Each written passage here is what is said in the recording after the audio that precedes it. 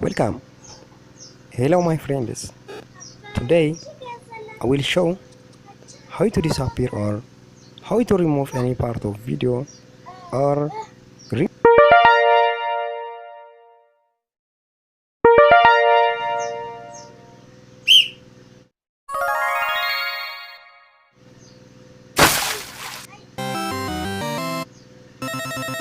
screen color by using chroma key.